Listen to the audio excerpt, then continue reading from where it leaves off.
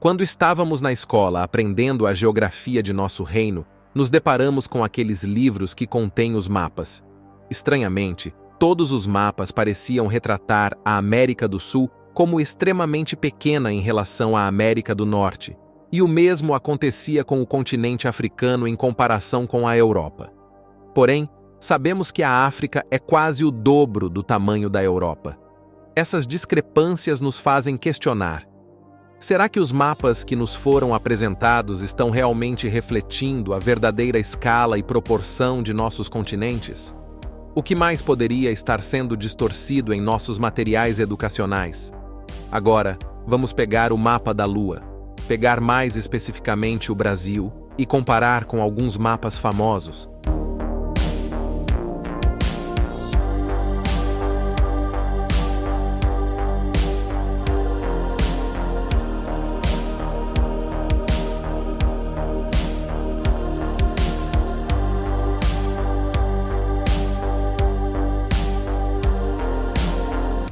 Mas o ponto intrigante nem é esse. Para muitas pessoas, essa discrepância é algo normal. O que realmente intriga são as diferenças gritantes entre todos os mapas. Parece que os controladores, até hoje, não conseguiram determinar um mapa verdadeiramente fiel ao reino. Em cada mapa, os continentes mudam de tamanho. Mas por que isso acontece? Até mesmo os mapas de aviação apresentam essas inconsistências. Por que é tão difícil chegarem a um consenso sobre os mapas? Como podemos ter certeza de que o Brasil é realmente desse jeito? Ou se a Rússia possui toda essa extensão? Analisando os fatos, encontramos respostas no meio dessas dúvidas. Este canal realizou um incrível estudo de nosso reino, especialmente revelando a verdade por trás do mapa da Lua. São provas irrefutáveis que estávamos precisando. E claro, se puderem dar uma olhada no canal dele, pois é ele quem conduziu esse estudo, estou apenas compartilhando essa informação com vocês.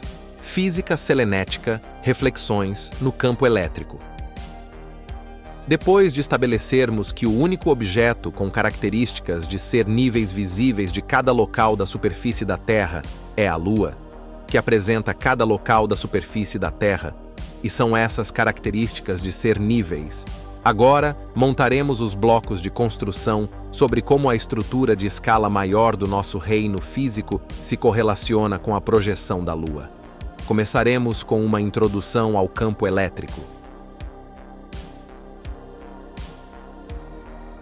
Uma onda não é o que algo é. Uma onda é o que algo faz. Em termos mais simples, uma onda é um movimento ou uma oscilação de um material. Está oscilando perpendicularmente à direção de propagação da onda, criando picos e depressões. Em uma onda longitudinal, está oscilando paralelamente à direção de propagação da onda, criando compressões que são áreas de densidade aumentada e rarefações que são áreas de densidade reduzida. Uma onda sonora é um exemplo de onda longitudinal. Os campos elétricos são onipresentes e praticamente sinônimos de vida, estando presentes em todos os ambientes, bem como em todos os organismos biológicos, em muitos itens de uso diário feitos pelo homem. O campo elétrico é um circuito de energia, uma união composta sempre por dois componentes essenciais, o campo magnético e o campo elétrico. Essas são as seções transversais nos campos elétricos de um único condutor e de um sistema de condutores.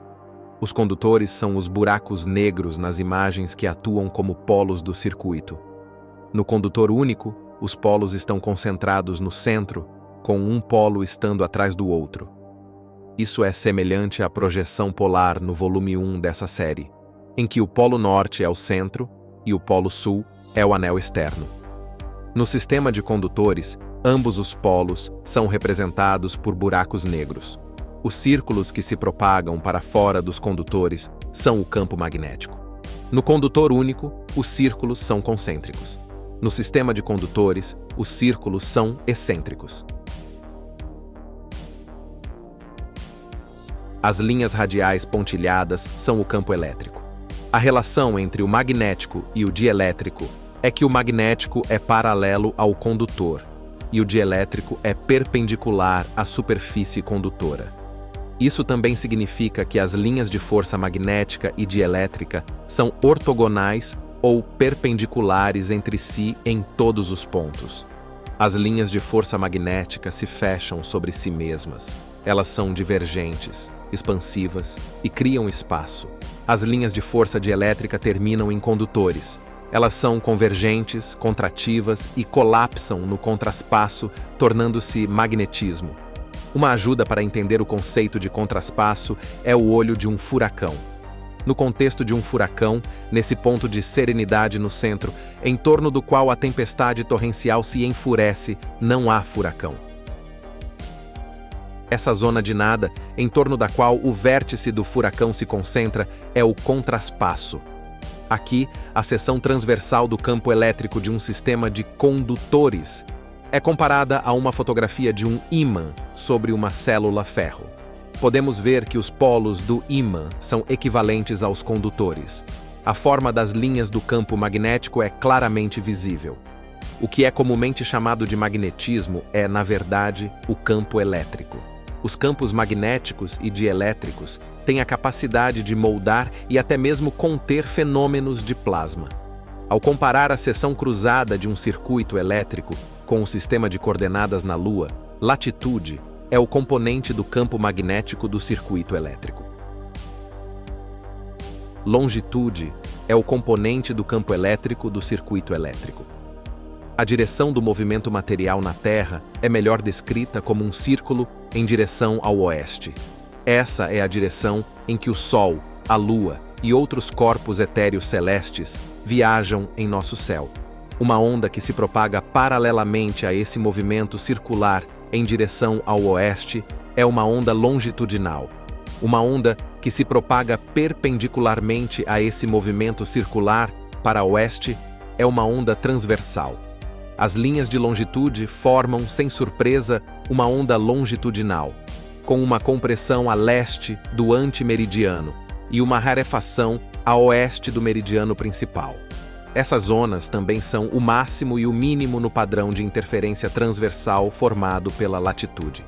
Isso significa que o Oceano Atlântico está expandido tanto lateral quanto longe de norte a sul, enquanto o Oceano Pacífico está comprimido tanto lateral quanto longitudinalmente.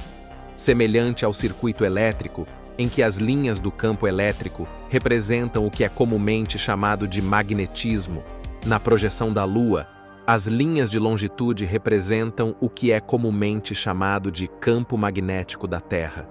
O movimento transversal da energia elétrica é representado por um campo de círculos excêntricos, em vez de círculos concêntricos.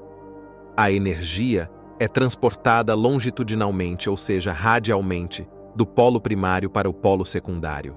O polo primário é o norte, claramente demarcado como ponto de colapso dos círculos excêntricos de latitude, e a intersecção radial das linhas de longitude. Portanto, o polo secundário deve estar na intersecção radial na outra extremidade da compressão longitudinal. Nesse ponto, deve-se observar que a área de compressão longitudinal corresponde diretamente às partes mais profundas do oceano conhecido.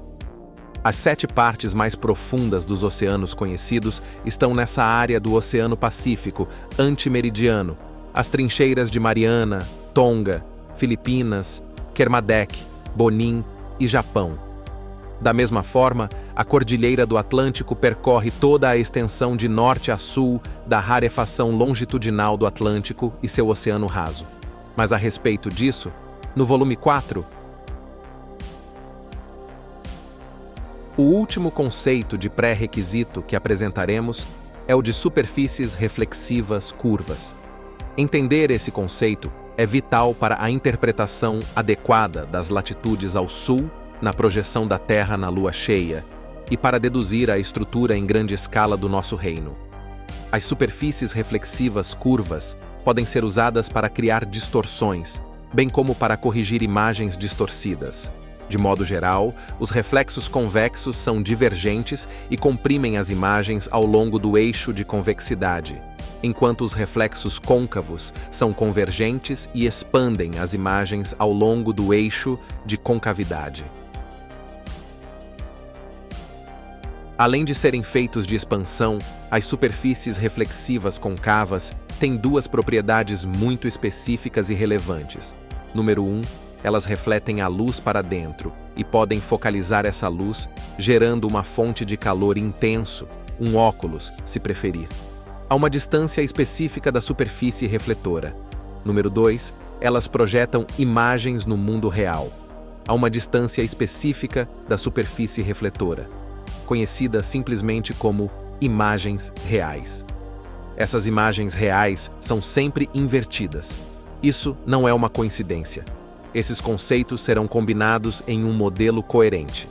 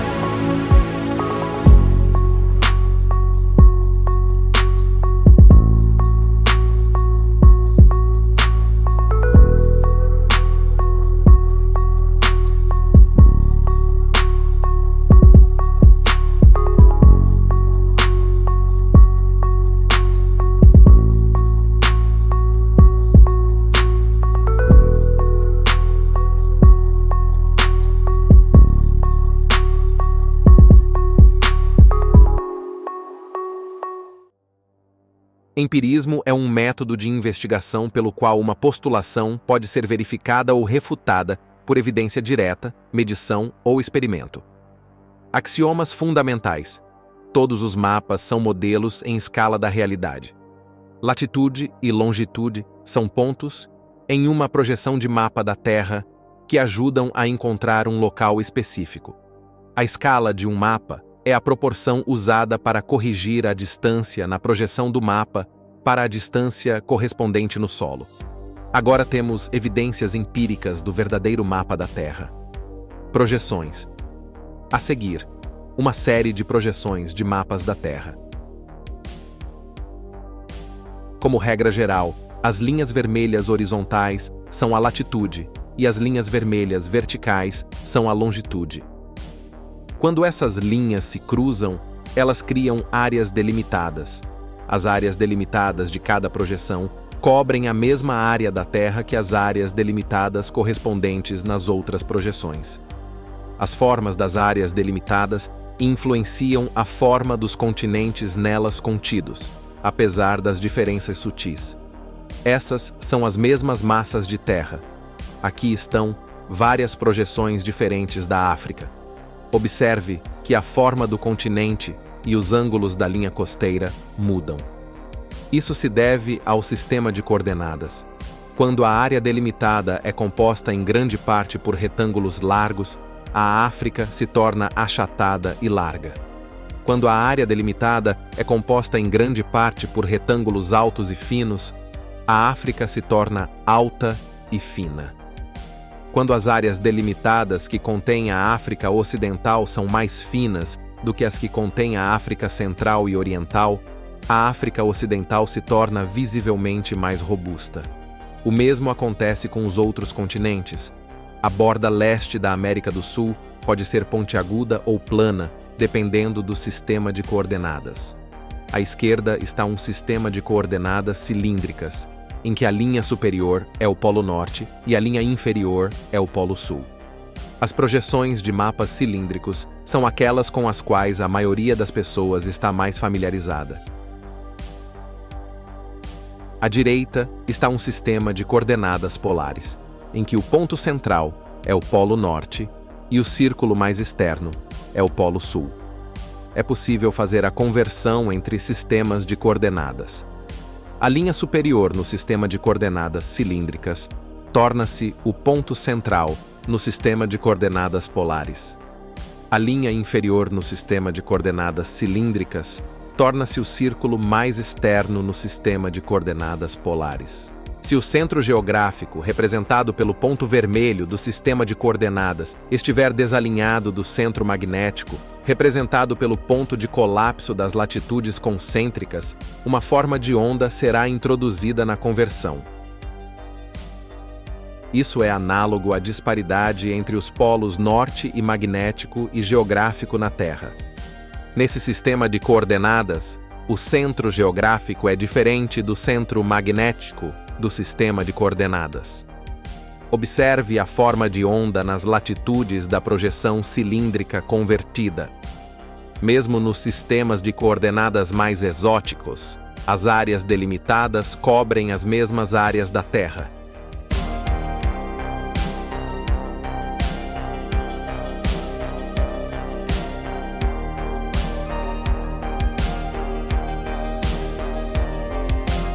A equivalência entre os sistemas de coordenadas pode ser verificada manipulando-se as áreas delimitadas para que tenham a mesma forma. Para converter A em B, primeiro converteremos o sistema de coordenadas polarizar em um sistema de coordenadas cilíndricas e depois converteremos o sistema de coordenadas polares B em um sistema de coordenadas cilíndricas B. A apóstrofe B e apóstrofe B têm quadrados para cada área delimitada. Portanto, as áreas delimitadas de A' devem ser todas convertidas em quadrados. Ao converter as áreas delimitadas regulares de A' nos quadrados regulares de A equivalência entre A e B' foi verificada. Notavelmente, as Américas aumentaram de tamanho, a África diminuiu ligeiramente, a América do Sul e a Austrália se deslocaram para a direita e a Europa para a esquerda, tudo de acordo com o endireitamento das longitudes em zigue-zague. A conversão de A' de volta para apolar também verifica os equivalentes entre a projeção polar original. Até mesmo os maiores objetos terrestres, como montanhas e arranha-céus, encolhem e se tornam obscuros a distâncias de várias dezenas de quilômetros. De fato, apenas 2 objetos são visíveis de todos os locais na superfície da Terra: o Sol e a Lua. O Sol é uma fonte, um local, se preferir, de luz ofuscante, mais ou menos desprovido de características de ser níveis. A Lua, por outro lado, não apenas possui características de ser níveis, mas essas características são o que a define. A outra característica que define a Lua são suas fases, de nova para crescente, para cheia, para minguante, e de volta para nova, em um ciclo eterno. Este episódio introdutório se concentrará exclusivamente na fase do primeiro quarto da Lua, mais conhecida como meia-lua crescente. Devo enfatizar, essa não é uma meia-lua arbitrária, mas a meia-lua é definida na realidade observável pela linha de terminação da sombra. Observe as características discerníveis da meia-lua crescente. Uma coisa interessante acontece se você espelhar a Lua e focar na metade crescente. Vamos aplicar um filtro de máscara sem nitidez para tornar o escuro um pouco mais escuro e o claro um pouco mais claro. Por fim, aplicaremos um sistema de coordenadas. Vamos revisitar a conversão de polar descentralizado para cilíndrico para converter nossa imagem polar da Lua em uma imagem cilíndrica. Aplicamos os limites continentais, aplicamos o sistema de coordenadas, colorimos a terra de verde e a água de azul. Vamos desconstruir isso e examiná-lo com mais detalhes. Vamos começar com uma imagem da Lua não manipulada. Vamos garantir a precisão dos contornos continentais. Vamos abordar as anomalias que estão presentes na imagem da Lua, mas que foram deixadas de fora do contorno. Cada uma dessas anomalias está presente nos mapas de relevo da Terra, que mostram as terras elevadas sobre a água. Vamos dar uma olhada no leste da Ásia, China, Coreia, Japão, área do Mar Amarelo. Separando a luz da escuridão, revela-se a forma da Terra embaixo da água, e o Japão e a Coreia se tornam instantaneamente reconhecíveis e têm a latitude e a longitude apropriadas. Ao sul do Japão, há vários braços longos de terra claramente visíveis na Lua e em mapas de relevo. Ao sul e a leste dessa área, entre a Austrália e as Américas, está a maior anomalia do mapa. Os mapas de relevo nos mostram que essa é a Oceania Oriental, ou seja, a Micronésia, a Melanésia e a Polinésia, com mais de 10.000 ilhas espalhadas por dezenas de milhões de milhas quadradas de oceano. A leste da América do Sul, na costa sul do Brasil, está o Platô Rio Grande, ou a Elevação Rio Grande, claramente visível nos mapas de relevo, de 193 a 434 km. A oeste da costa de Malabar, no sudoeste da Índia, estão as ilhas Lakadiv, claramente visíveis nos mapas de relevo. A 724 quilômetros ao sul disso, ao longo da Cordilheira Lakadiv de Chagos, estão as Maldivas. A leste está a Cordilheira 90 Leste, que, como era de se esperar, segue a longitude 90 Leste. Ao longo da costa ocidental do norte da Namíbia, na África, fica a Cordilheira Alves. Entre a África do Sul e Madagascar, está a Cordilheira de Moçambique. Concluindo, não apenas todos os continentes são visíveis na Lua e consistentes com a latitude e longitude declaradas, como também todas as principais cordilheiras oceânicas nos mapas mundiais de relevo estão presentes e são consistentes. Apenas 2 objetos são visíveis de todos os locais na superfície da Terra, e o único, com características discerníveis, apresenta todos os locais da superfície da Terra, com essas características discerníveis.